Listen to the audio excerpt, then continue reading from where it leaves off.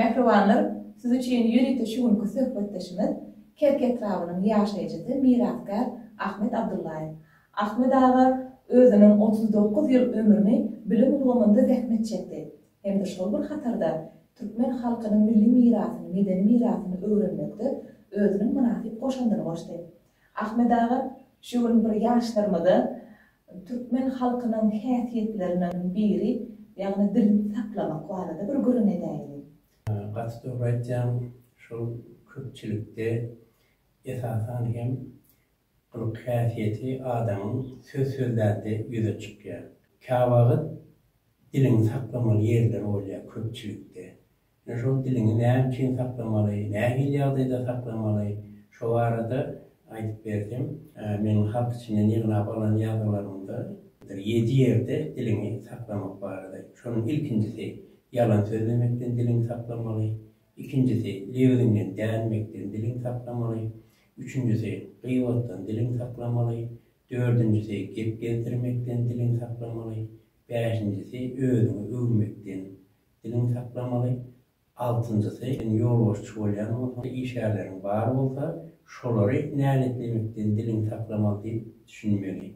Yedincisi hem adamları kemsitmekten dilini saklamalı. Şimdi yalan söylemekten dilini saklamak barada aytsa, bu Mahmud Praga'nın deyişini uşadın yalan söylesi diyen koşuk setiri vardır. Sebebi halk köpçülüğü yalan söyleyen adamı halamayarlar.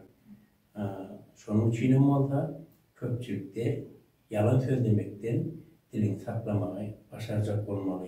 İkincisi, levzinden değinmekten dilini saklamalı. Bir işi edeyim deyip vaade eden olsam, ya da bir işi edeyim deyip boynun alın olsam, ya da bir yerde men plan iş edecek deyip ahd eden olsam, ana şol eden ahdinden değinmekliğe, ya da beren vaadanın değinmekliğe, aydan sözünde tapılmalığa, levzinden değinmek değil ya. Sözünde durmayan adamlar hem köpçülük halamandır. Şunun için böyle adamları ıgrarsız adamlar, ınımsız adamlar deyip aydıktırlar. Köpçülükte gururun olanda ay planın yüpüne oğdun boyarlığı yok iken diye. Ay plan vaktır şular ya deyip vaat etti, velin vaadasında durmadı deyip şular yalık gururların aydılayan vaktları oluyor. Üçüncüsü gıyvattan dilini saklamalı. Bizim halkımızın en ervet gören häsiyetlerinin bir hem şu gıyvat keşliği yaman görüyorlar. Şeyde olup durmuşta her iyilik yağday oluyor. Tötenin birinin gururunu etmeli bolayın yağdayında şunun qoğu taraflarını misal getireceğim olsam gıyvatı der sıfatı diye sözü ulanıya yaşırlarımız. Şol hakkında yalan söz aytmayarın öz yokluğu için onun gıyvatını ediliyor deyip düşünmelerde şunun sıfatı şolar yağlı o adam olup diyen manida gururun etmeli oluyor. Elbette gıyvat keşlik hakkında gururun edilende Mahmud Praga'nın gıyvatkeş diyen koşusunu okap görsek, gıyvatkeşin häsiyetini açık görkeyen ehli alamatları Mahmud Praga koşusunda aytıp geçiptir. Köpçülükte gep gezdiren adam hem halanmayar.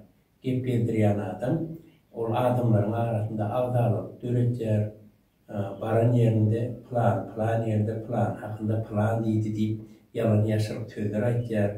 Onu eşten adamlar anansa onun yüreği çiğişip kaharı gelip adamların arasında ağdalıp dönümen hatta şahsı düşmançılığın urşun sebep olmak hem mümkün, öykeleşip kine saklanıp görülmek mümkün. Şunun için ama gep gezdiren adamları Türkmenler halamaya. Edil şolun yağılda özünü övmekten köpçülüğün içinde özünü övmekten dilini saklamaya başarmalı. Türkmen halkı övünce adamları halamayarlar. Şunun için olsa Türkmenler kıysa sözde özünü övünün tanak çüyürük deyip ayt koyarlar. Planın yükünü oğdunu koyup olmaya diyorum aytyanlarlar. Özünü övmekten dilini saklamaya başarmalı. Mahmud Praga'nın aytan sözü var bu arada. Akıllı eğer söz başlamadı men bilen diyene.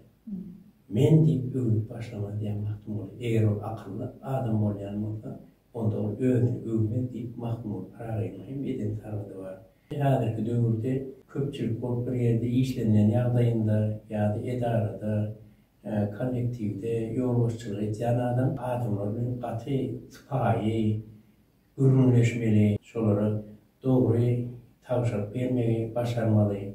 Haçanda haýsy bir işgäri nähak sen käýnin ýagdaýynda ýa-da onu düşündirmän, öwretmän eden işini talapdan kesdik üçin ona agyr sözler aýdan ýagdaýynda bu işgärin şahsiýetini göwüne degilmek kadar köpçülikde göwüne degije sözler aýtmakdan olaryň adyna erwet sözler aýtmakdan saklanmaly.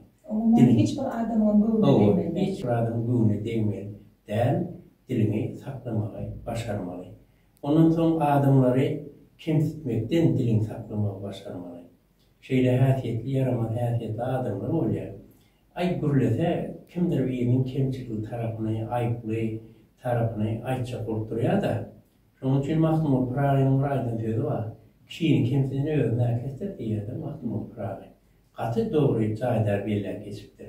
Şonuň üçin köpçülikde islendik bir adam barada, oy ol adamy halamaýanym bolsa, köpçüligiň içinde onu göwüne degije, onu kemsitije sözleri aýtmakdan dilini saklamaly, başarmaly.